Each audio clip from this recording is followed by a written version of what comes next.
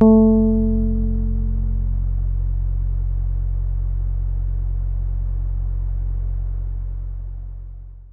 want to start tonight with a question. Not a philosophical question. A practical one. How much money would it take for you to wash a stranger's body? Not a living stranger. A dead one. Take a moment with that. Because I think most of us, if we're being honest, have a number. Maybe it's a very large number. Maybe it's a number so large that we tell ourselves it doesn't exist, that no amount of money would make us do it. But somewhere in there, there's a number. There always is. And here's what's interesting, in Japan, there are people who do exactly this job. Every day. In hospitals and funeral homes across the country. They wash bodies. They prepare them. They dress them and arrange them and make them look peaceful enough for a family to say goodbye. And tonight I want to tell you about 3 jobs that most people don't know exist. Jobs that are real. Jobs that are happening right now, in cities not so different from yours. Jobs that most people would never consider, never apply for, and never talk about over dinner. But somebody has to do them. And when you hear what those jobs actually involve, and more importantly, when you hear who applies for them, and why, I think it's going to stay with you. So let's begin with the first one. In Japan, there's a film called Departures. You may have heard of it. It won the Academy Award for Best Foreign Language Film in 2009. And the film follows a young man who accidentally ends up working as an undertaker, specifically, as someone who prepares bodies for burial and cremation. The film is beautiful. Quiet. Slow. It treats the work with enormous dignity. And it made a lot of people think, maybe for the first time, about what actually happens between the moment someone dies and the moment their family sees them one last time. What actually happens in those hours? Someone has to do it. Someone has to be in that room. And that person has a job. Now, the work of cleaning and preparing a body actually breaks into 2 distinct categories. And I want you to understand this distinction, because it matters. The first category is medical. These are bodies donated to hospitals and universities for research and teaching. For dissection. The bodies of people who, before they died, said, "When I am gone, use me. Help the next generation of doctors learn from what I was." Those bodies are preserved. They're kept in tanks of formaldehyde, a chemical that prevents decomposition, for months or even years. A medical school might have dozens of these bodies at any given time, waiting for the semester when they'll be used. And someone has to look after them. Here's the thing about formaldehyde and a body. When a body is submerged in liquid, it tends to float. That's physics. The density of a preserved human body is close enough to water that it doesn't just sink and stay there. It drifts. It rises. In a large tank, something the size of a swimming pool, essentially, you can end up with bodies slowly surfacing, floating face up, moving. And the job of the person who maintains this room is to keep them submerged. They use a long pole. I want you to picture that for a moment. A long wooden pole. And the task of pressing, very carefully, very deliberately, on each body in turn. Keeping them beneath the surface. Making sure they stay where they're supposed to be. When I first heard about this, my immediate thought was, that seems disrespectful. That seems like a terrible way to treat a person who donated their body for education. Using a pole. But then I thought about it differently. What's the alternative? You could do it with your hands. You could stand at the edge of the tank and lean in and push down directly. And maybe that would feel more respectful. More human. More careful. But then again, would it? Or would the hands just make it feel stranger? More intimate in a way that actually feels worse? I don't know. I genuinely don't know where the line is on that one. The second category of body preparation is the kind most people are more familiar with, at least conceptually. These are the ordinary deceased, people who have died and whose families want them prepared for a funeral. Washed, dressed, made up, laid into a coffin with care and dignity before the cremation or burial happens. This is the job that Departures is about. And it's the job that, in Japan, has a specific title. Nukanshu. The person who places the body in the coffin. The process, when done well, is extraordinary. The body is washed. The hair is arranged. Makeup is applied, real makeup, the kind you'd use on a living person, to restore color and expression. The person is dressed in whatever clothing the family has chosen. And then they're placed in the coffin, arranged carefully, so that when the family comes in and sees them for the last time, they look peaceful. They look like themselves. That's the whole point of the job. Not just sanitation. Not just logistics. The point is to give a family the last good memory. The last image of their person that isn't the image of suffering, or illness, or death. The image of someone who looks like they're sleeping. It's a job that requires skill, patience, genuine care for strangers. And I want you to think about the salary. Because here's where it gets interesting. The film, Departures, opens with a newspaper advertisement. The ad is recruiting for a company that handles this kind of work. And the number on the ad is large. Large enough that the main character, who is a struggling musician, circles it immediately. In real life, those ads sometimes use numbers that catch people's attention too. People see the figure and think, yes, that's good money. That's worth considering. And then they find out the actual hourly rate. 850 yen per hour. In Japan, that's roughly the same as working at a convenience store. Less than working at McDonald's. It's entry-level supermarket pay for work that involves preparing human bodies. Now, there's an argument that this is how it should be. That the work should be understood as a calling, not a paycheck. That the people who do it should be motivated by something other than money, a sense of duty, a comfort with mortality, a genuine desire to serve families at their worst moment. And maybe that's true. But 850 yen an hour is a hard number to look at when you're thinking about what the job actually involves. So who applies? The recruitment ads for this kind of work are specific about what they're looking for. Not in a vague good attitude way. Specifically, they're looking for people who enjoy doing makeup. People who like the challenge of making someone look their best. That makes sense. They're also looking for people who enjoy horror movies. People who are comfortable with zombies, with monsters, with the imagery of death presented dramatically. Because that kind of person is unlikely to panic in the actual presence of death. They've made a kind of peace with it already, even if only in fiction. And then there's the third requirement. People who enjoy the smell of decay. I want to stop there for a moment. Because I know that sounds strange. I know that sounds like a joke or an exaggeration. But it's in the actual recruitment criteria. Because the reality of this work is that bodies decompose. Even in refrigerated conditions, even with chemicals, there are smells.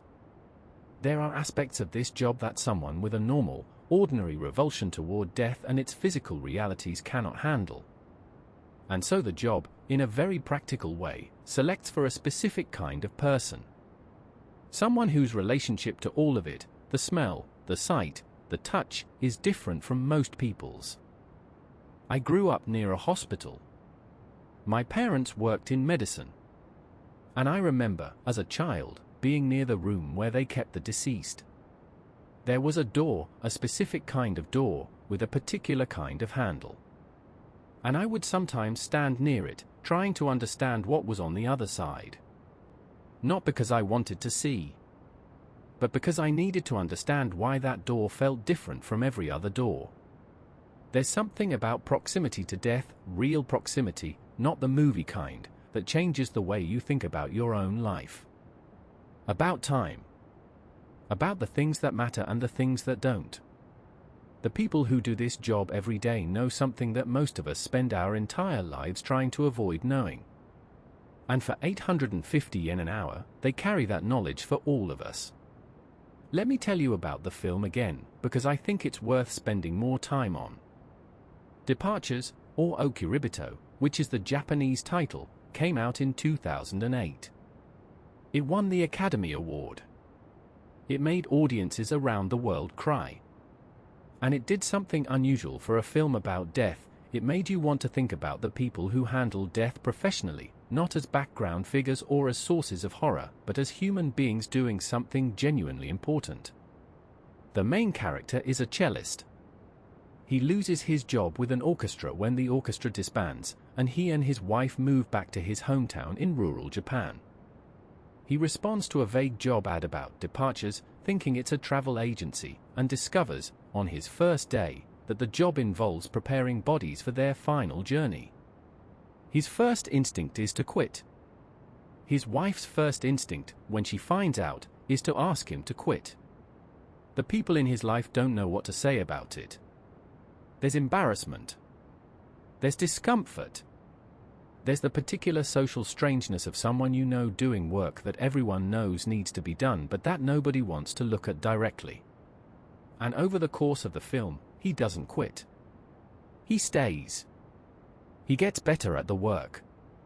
And the work changes him, not in a dramatic way, not in a Hollywood transformation way, but in the slow, steady way that any repeated encounter with something true and important changes a person. I think about that film when I think about the 850 yen an hour. Because the gap between what the work means and what it pays is not an accident. It's a reflection of something real about how society values things. We say we value care. We say we value dignity. We say we value the careful handling of our most vulnerable moments. And then we pay the people who do that care the same hourly rate as someone stocking shelves. I'm not saying that's unique to mortuary work. It's not. It's true for nurses in some systems. It's true for childcare workers. It's true for all kinds of work that touches the most important moments of a human life. But mortuary work makes the contradiction particularly stark. Because there's nowhere to hide it.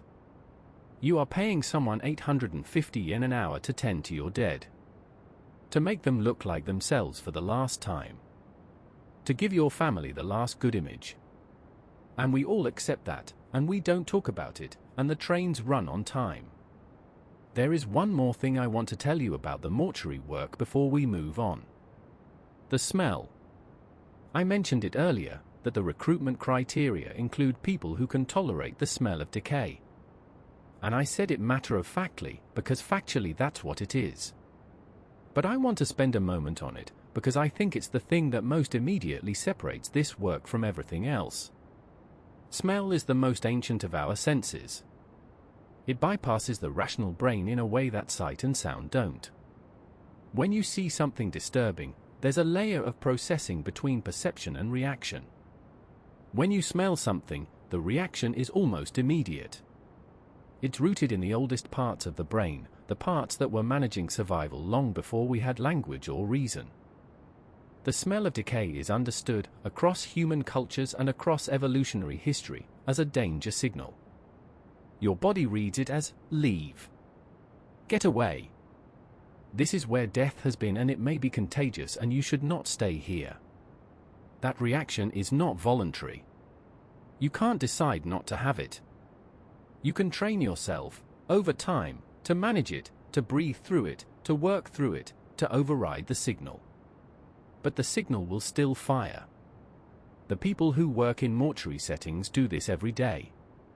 They have trained themselves, through exposure and repetition, to function in an environment that their nervous system is constantly telling them to leave. That's not nothing. That's a remarkable form of discipline. And the recruitment ad that specifically asks for people who enjoy the smell, who have some version of a different relationship to it than most people have, is, in a very practical sense, trying to find people for whom the overriding won't need to happen. People for whom the signal doesn't fire in the same way. They exist. Every population contains the full range of human variation, and that includes variation in how people experience smell. Some people find the scent of decay fascinating rather than repellent. This is documented. It's real. And for this particular job, it's exactly the right fit. The world requires a wide range of humans. It always has. There's one more dimension to the mortuary work that I haven't mentioned yet, and I think it's worth naming. The families. Because the mortuary worker doesn't just interact with bodies. They interact with the people who love those bodies. They are present, or nearby, at the moment when a family comes in to see the person they lost for the last time. Think about what that means. You are in the room, or just outside it, when someone's grief is at its most raw. When a mother sees her son. When a husband sees his wife. When children see their parent. You have done the work that made that moment possible. You prepared the face that they're now looking at. You chose the position of the hands. You arranged the fabric in the coffin. And you watch. And then you give them privacy, and you wait. And when they leave, you continue. The emotional weight of that, of being present at the edge of other people's grief, day after day, is not something the 850 yen per hour accounts for. Not even close. It's a form of emotional labor that is almost never discussed in the context of this work, because we tend to focus on the physical aspects. The formaldehyde. The bodies. The smell. But the human part. The part where you are the last caretaker, and you are also the witness, and you hold in your hands and your memory the final image of people you never knew, who meant everything to someone else, that part is its own weight entirely. And the mortuary workers carry it. Every day, to and from work. On the train, maybe. Eating lunch. Watching a television show in the evening. Somewhere in there, the weight of those days. 850 yen an hour. Now I want to tell you about the second job. And I want to warn you, this one is harder. Not because it involves death, necessarily. But because it involves something that feels, in a very specific way, more violating than death. It involves what someone does to your body while you're still in it. Awake. Conscious. Let me ask you something. If someone told you that they would pay you 100,000 yen, roughly $700, to break your arm, would you consider it? Before you answer, let me add, no anesthesia. You would be fully awake for the procedure. You would feel everything. Still considering? What if I raised the number? What if the payment for a broken arm was 500,000 yen? What if the payment for a broken femur, the thigh bone, the largest and most structurally important bone in the human body, was 800,000 yen? 800,000 yen. That's roughly $5,000. For one broken bone. There are people who have done this. Medical research requires impact data. When a car manufacturer wants to know what happens to the human body in a high-speed collision, they need data. When a hospital wants to understand how different bones respond to trauma, they need data. When someone is designing body armor, or emergency padding, or the structural elements of a vehicle, they need to know precisely what forces the human skeleton can absorb, and at what point it breaks, and what the break looks like. For a long time, that research was done with simulations, with crash test dummies, with cadavers. And those methods are still used. But there are things you cannot learn from a dummy. A dummy doesn't have living tissue. It doesn't have the nervous system response. It doesn't have the precise combination of bone density, muscle tension, and real human physiology that you need for certain kinds of research. And so, in Japan, and not only in Japan, there have existed medical institutions that recruit live volunteers for fracture research. The job is exactly what it sounds like. You go to the facility. You review the procedure. You sign a contract. And the first clause of that contract, the very first thing the document says, before it gets into the specifics of what bone they're going to break and how, is this: there is no guarantee for your life. No guarantee for your life. Think about what that means. Not that they're being careless. Not that they don't have doctors present, or safety protocols, or the best intentions.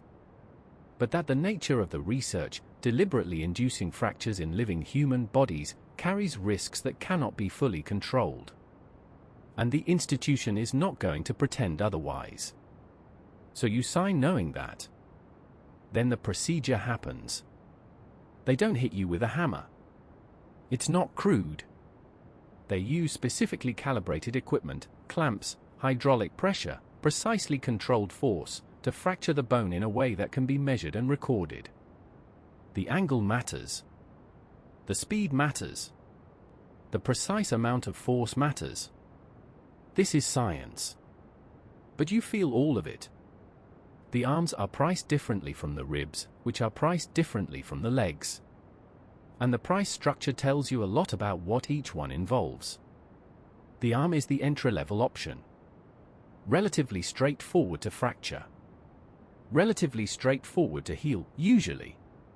100,000 yen. The ribs are more complex. A rib fracture is serious, it affects breathing, it takes much longer to heal, and the risk of complications is higher. 5 to 600,000 yen. The femur is the most expensive. The femur is the largest bone in the human body. It runs from the hip to the knee. When it breaks badly. The healing process is long and difficult.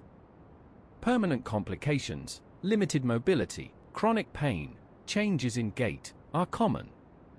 Some people never fully recover. 800,000 yen. And the contract, remember, says, no guarantee for your life. Now, let's think about who applies for this. Because this is the part that I find most interesting. Not the procedure. Not even the money, though the money is significant. But the people. The recruitment criteria for human bone fracture research volunteering are specific. They're looking for people who enjoy hospitals. That's the first category. People who feel comfortable in medical environments. People for whom a hospital room doesn't trigger anxiety but instead feels familiar, even safe. They're looking for people who enjoy pain. I know how that sounds. But there are people, clinically documented, psychologically studied people, for whom pain registers differently than it does for most of us. People for whom a certain level of physical sensation has a different relationship to pleasure and discomfort than the standard human experience. These people exist. And a research institution looking for fracture volunteers would very much prefer to recruit from this population. And the third category, people with a dependency on medication. People who have, for one reason or another, developed a relationship with pharmaceuticals that goes beyond ordinary use. People who are motivated by the medications that will be prescribed during recovery. This is darker. This is the part of the recruitment profile that tells you something uncomfortable about who is actually being targeted for this work. It's not random. The institutions looking for volunteers for this kind of research know who is likely to say yes. And they design their outreach accordingly. Now, I'm going to give you a choice. Between the mortuary work and this, between managing the formaldehyde pool and volunteering for fracture research, which would you pick? I've thought about this. And my answer surprises me a little. The mortuary work, I think. Because the bodies in the formaldehyde pool don't feel anything. Whatever you do in that room, the people there are past feeling. Past any awareness of indignity. The fracture research is different. The fracture research involves your own living body. Your own nervous system. Your own experience. The formaldehyde pool is deeply strange. But the fracture research touches something that feels closer to a line I don't want to cross. The ancient Roman philosopher Seneca wrote, "It is not death that a man should fear, but he should fear never beginning to live. The people who take these jobs, either of these jobs, have crossed a threshold that most of us protect ourselves from crossing.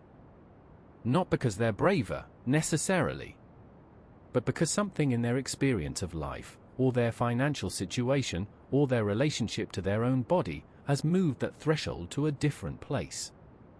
And I find that fascinating.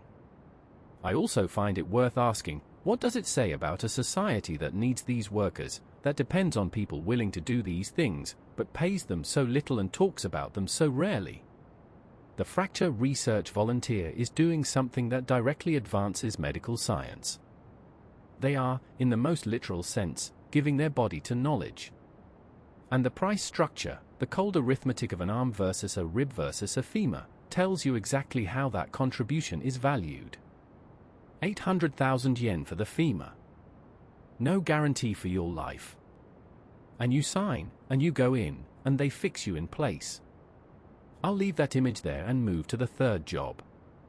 Because the third one is the one I think will stay with you longest. Not because of what it involves, though that's plenty, but because of the last requirement. The last thing on the list of what they're looking for in an applicant. When I tell you, you'll understand immediately why it matters. And you'll probably laugh. And then you'll stop laughing. I want to talk about pain for a moment. Not in a dramatic way. Not pain is suffering and suffering is bad. I want to talk about it more carefully than that. Because the human relationship to pain is more complicated than we usually acknowledge. And understanding that complexity helps you understand who actually signs up for fracture research volunteering, and maybe, in a small way, why. Pain is information. That's its evolutionary purpose. It tells you that something in your body requires attention. A cut. A break. A burn. Pain is the nervous system's way of getting your attention and directing it to where it's needed. But the relationship between pain and harm is not one-to-one. Some pain indicates serious damage. Some pain indicates relatively minor damage that just involves a lot of nerve endings. Some pain indicates damage that will heal completely. Some pain indicates damage that will not. And crucially, different people experience the same stimulus differently. Pain tolerance is not a single variable. It's a complex interaction of genetics, psychology, experience, expectation, and context. People who are anxious about pain tend to experience it more intensely. People who feel they have control over a situation tend to experience pain less intensely.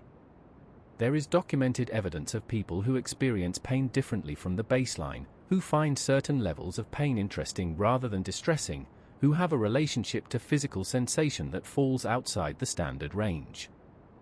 This is not a moral judgment. It's just human variation. The fracture research institutions are looking for these people. Not because they want to exploit them, though one could make that argument, and it would have some merit. But because they need people for whom the experience of the procedure is manageable. People who can lie on that table, feel what's happening, and not lose themselves in panic. The contract clause, no guarantee for your life, is worth dwelling on again. Because I think it illuminates something important about informed consent. We sign agreements every day. Terms of service. Waivers. Insurance documents. Most of them contain language acknowledging risks that we don't actually read, don't actually absorb. We click I agree and move on. The fracture research contract is different. Because you cannot possibly sign it without understanding what it says. The first clause is right there. There is no guarantee for your life. You read that before you read anything else. And then you decide. That's a kind of radical honesty. A kind of transparency that most systems that involve risk don't actually offer. Usually the risks are buried. Usually the language is technical and obscure and designed to protect the institution while appearing to inform you. This document puts it in the first line. There's something almost respectful about that. In a very dark way. I think about the people who read that first line and keep reading, who turn the page and get to the part about the procedure and the payment and the recovery protocol and they sign at the bottom. I think about what they needed from that moment. And I don't have a simple answer. Some of them needed the money. Badly. Badly enough that 800,000 yen for a broken femur was a calculation that came out in favor of signing. And I don't judge that. I've never been in a position where that calculation was available to me, and I can't know what I would do if I were. Some of them, maybe, needed the sense of contributing to something. Of being useful in a way that was concrete and immediate and measurable. Of lying on that table and knowing that the data from this would eventually matter to someone they'd never meet. Some of them, perhaps, had a different relationship to their own body than I have to mine. A relationship in which this kind of transaction, this kind of use of the physical self, felt different than it would to most people. All of those are real. All of those are human. And all of them end up in the same place, signing the document. Going in. Lying down. The largest bone in the human body is the femur. It runs from the hip to the knee. It's designed for weight bearing. For walking, for running, for all the ordinary motion of a human life. When it breaks, the body's repair process is extraordinary, an ancient healing system kicking into action, sending resources to the site, building new tissue, slowly restoring what was lost. Sometimes completely. Sometimes not. 800,000 yen. No guarantee for your life. I'll keep moving. In Japan, trains run on time. This is not a metaphor. It's a cultural reality. The precision of the Japanese rail system, its punctuality, its reliability, its extraordinary integration into the daily rhythm of millions of lives, is one of the most remarked upon aspects of the country. When a Shinkansen arrives 1 minute late, the railway company issues an apology. When a train is cancelled, the effects ripple across an entire city in ways that would take hours to fully trace. Trains in Japan are not just transportation. They're infrastructure in the deepest sense. The skeleton of daily life. And that means that when something goes wrong on the tracks, when someone jumps, or falls, or is struck, the response has to be fast. Extraordinarily fast. The train cannot stop running for long.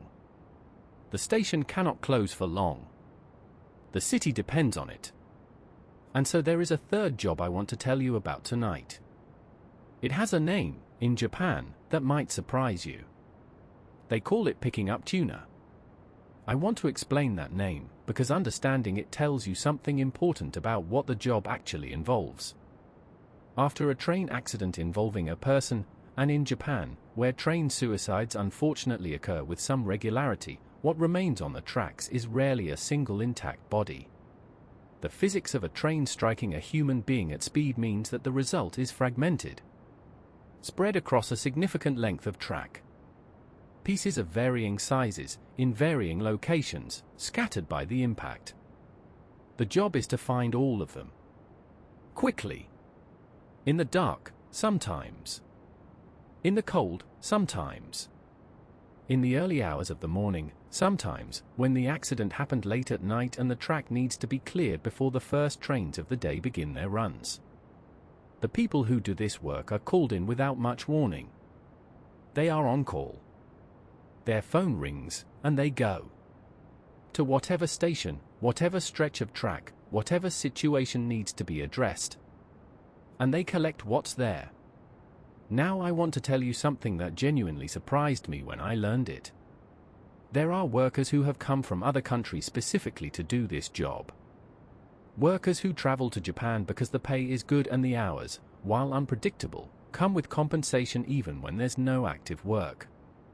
You're paid a base rate for being available. You're paid again when you're called in. And the hourly rate when you're working is significantly higher than what most entry-level positions offer. This is how a lot of on-call emergency work functions in Japan. Roadwork crews, for example, when it rains and construction stops, the workers are still paid.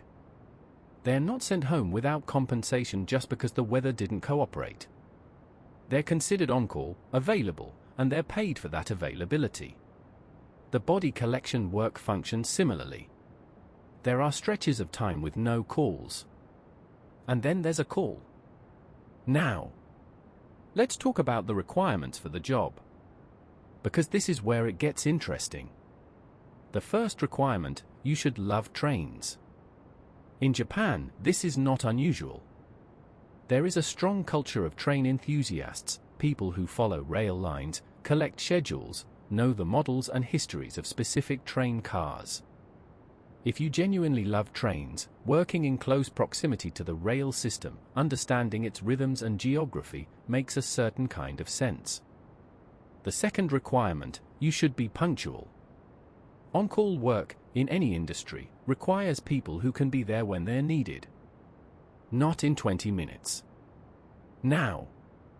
The rail system cannot wait. The cleanup cannot wait. Being the kind of person who shows up immediately, reliably, without delay, that's not optional. It's the core of the job. And the third requirement. The third requirement is the one I've been building toward. You should love jigsaw puzzles. I want you to think about why. Because when you think about it, really think about it, it makes complete sense. And when you understand why it makes complete sense, you understand something about what the job actually involves that all the careful language in the world couldn't quite convey. A body that has been struck by a train at speed is not in one piece. We've established that. The pieces are distributed across the track. Some of them are immediately visible. Some of them are not. Some of them are small. Some of them are larger. And the job is not just to collect what's visible. The job is to make sure everything is accounted for. That requires a particular kind of spatial thinking. A particular kind of patience. The ability to look at a scene and understand what should be there, and check methodically, piece by piece, until everything that can be found has been found. It's exactly the cognitive process of assembling a puzzle. Finding where each piece belongs. Making sure the picture is complete. The humor of it, and I say this carefully, because I understand that this subject is not funny, that behind every incident on those tracks is a person and a family and a story. The humor is in how clinical the requirement sounds. Loves jigsaw puzzles. Listed alongside loves trains and punctual. As if it's a hobby, a personality quirk, something you'd mention casually in a job interview. And yet it's absolutely the right requirement. Because what the work actually demands, in the most practical sense, is exactly that. I heard, in connection with this job, a story about a group of workers who had come from overseas specifically for the pay and the availability. They described the work in matter-of-fact terms. The protective gear. The lights they work with at night. The way they move systematically along the track.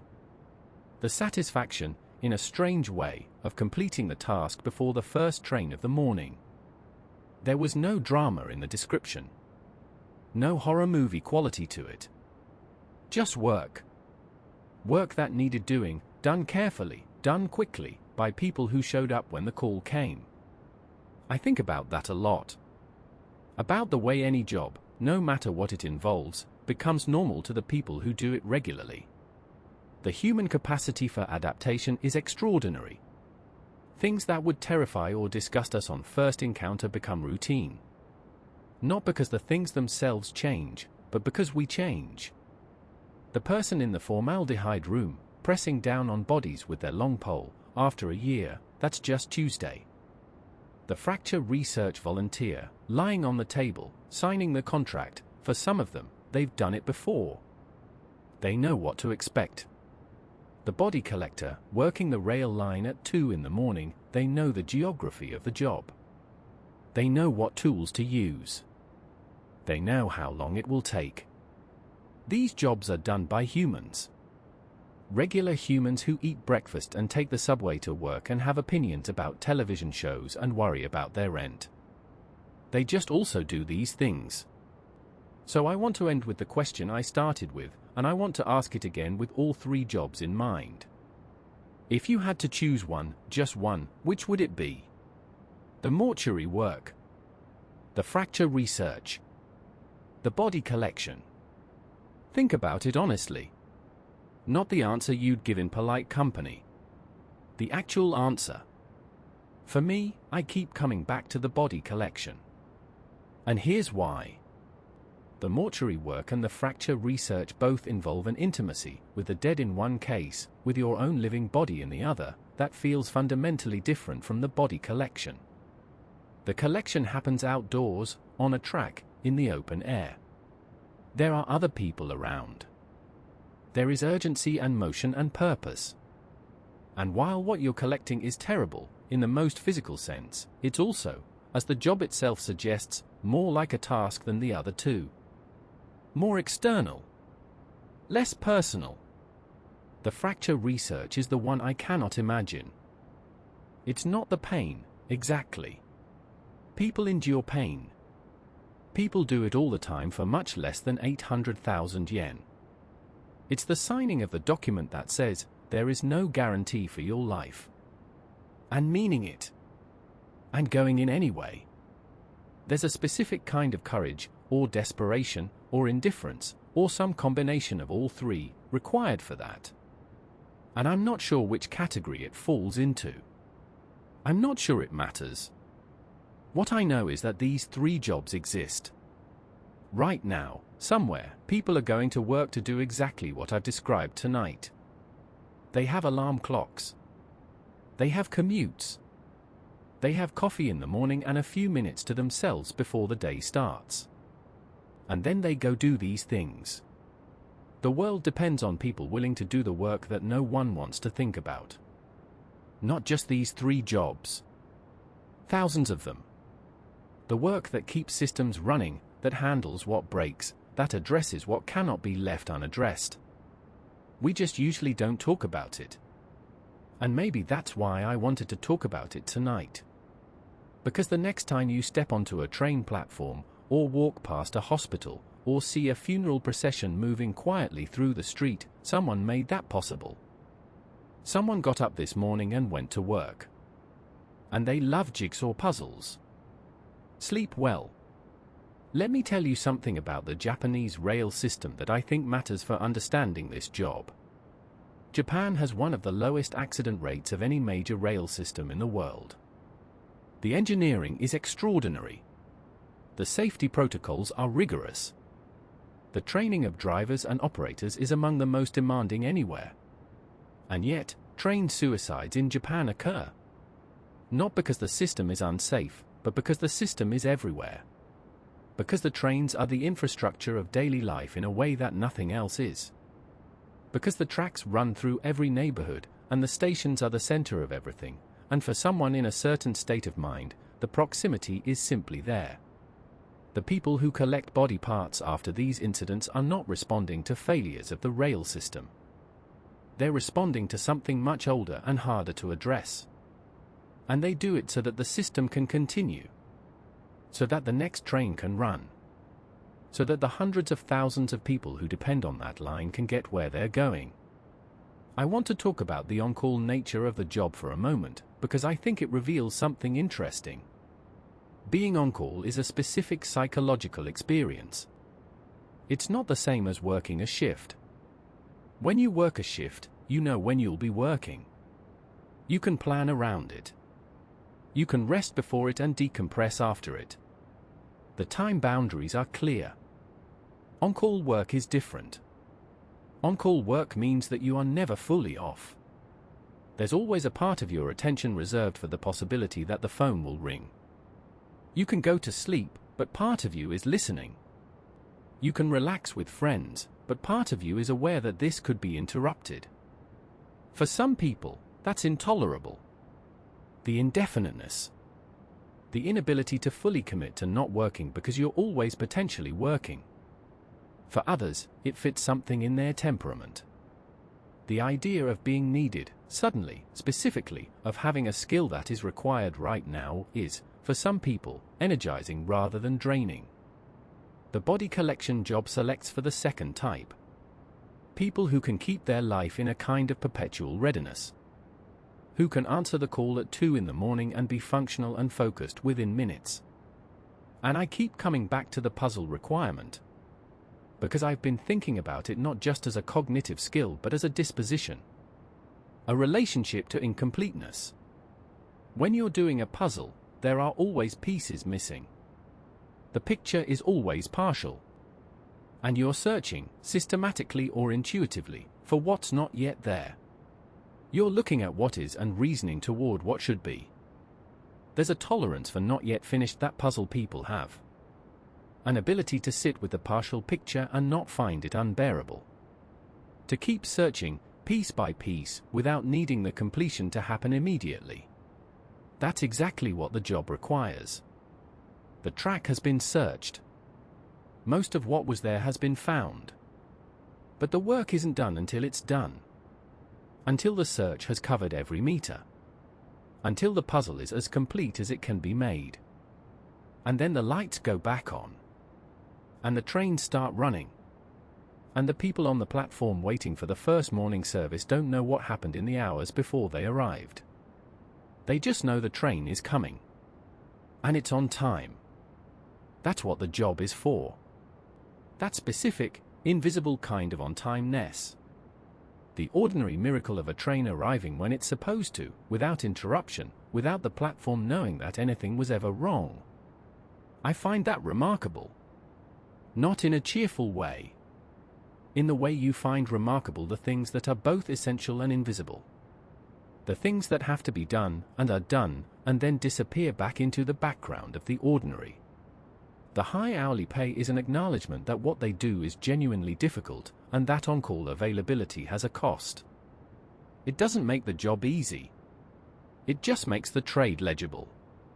You give us this. We give you that. And the workers come. And the trains run. And somewhere, very possibly tonight, someone is doing exactly this. And one last thing about the puzzle requirement. I think about how, if you listed loves jigsaw puzzles on your resume, in almost any other context, it would read as filler. As the kind of hobby you mention when you can't think of anything more impressive. Puzzles. Sure. Very nice. But here it is essential. Here it is the one personality trait, more than any other, that tells the employer what they need to know about whether you can do this work. And I find that beautiful, in a strange way. The idea that every trait, every habit, every preference, every particular way of engaging with the world has its perfect job somewhere. A job that is exactly right for it. That can only be done well by someone who has exactly that quality. Most of us never find that job. Most of us use maybe a third of what we are in our working lives, and the rest sits unused. But somewhere, there is a job that was made for you. That calls on the exact specific version of you that nobody else asked for. And if you're lucky, you find it. Even if, or especially if, it's not the job you would have imagined. I've been thinking about the word ordinary. Because that's really what all three of these jobs are, in the end. Ordinary. For the people who do them. And that's the thing that stays with me every time I think about work like this. Not the content. Not the specifics of what the jobs involve, as strange and difficult as those specifics are. But the ordinariness of it. The way any human experience, repeated enough times, becomes part of the texture of a life.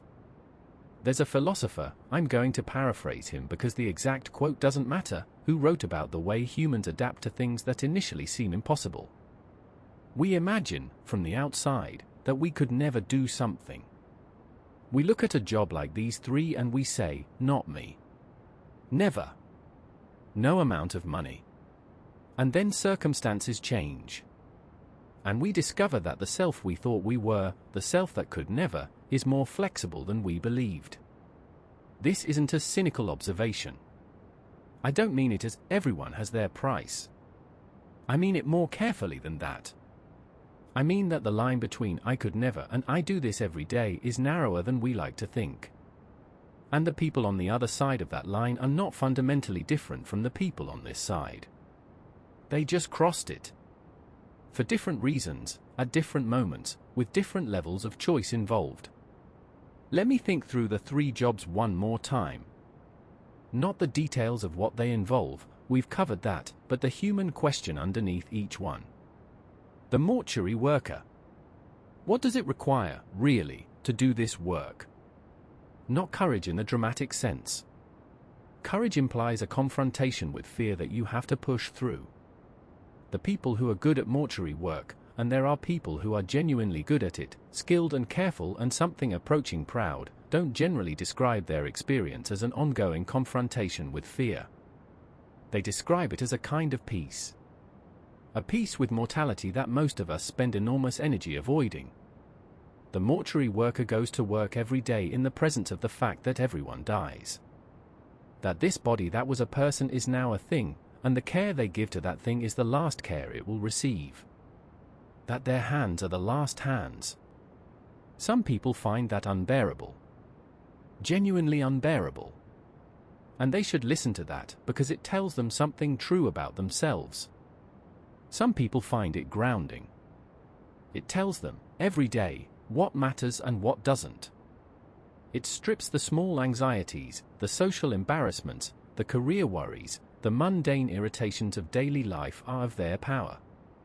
Because every day you are reminded, at 850 yen an hour, that all of that resolves in the same direction. The fracture research volunteer. This one is harder for me to find the human piece in. Because it involves something that feels more like desperation, or an unusual psychology, or both.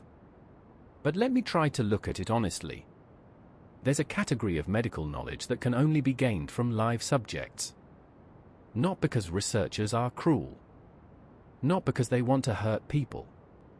But because the alternative, designing vehicles, body armor, safety equipment, surgical approaches, using only approximations and models and simulations, leads to worse outcomes for everyone eventually. The person who volunteers to have their bone broken is doing something real. They're providing data that will eventually protect people. They're part of a chain of knowledge that runs from that hospital table to the design of systems that keep strangers safe. Is that how they think about it? I don't know. Maybe some of them do. Maybe some of them are just there for the money, or the medication, or the particular relationship they have with their own body. But the contribution is real regardless of the motivation. And the document they signed, no guarantee for your life, is honest in a way that most documents we sign are not. Most of the risks we accept in daily life are invisible. We drive cars without signing anything that acknowledges we might not come home. We eat food without acknowledging the probability of long-term health effects. We make choices every day that carry real risks that we've collectively agreed to not look at directly. The fracture research contract forces you to look. And you sign anyway. There's something clarifying about that, even if I'd never choose it. The body collector. And I keep coming back to the puzzle requirement. Because it's funny, and then it's not funny, and then it becomes something else.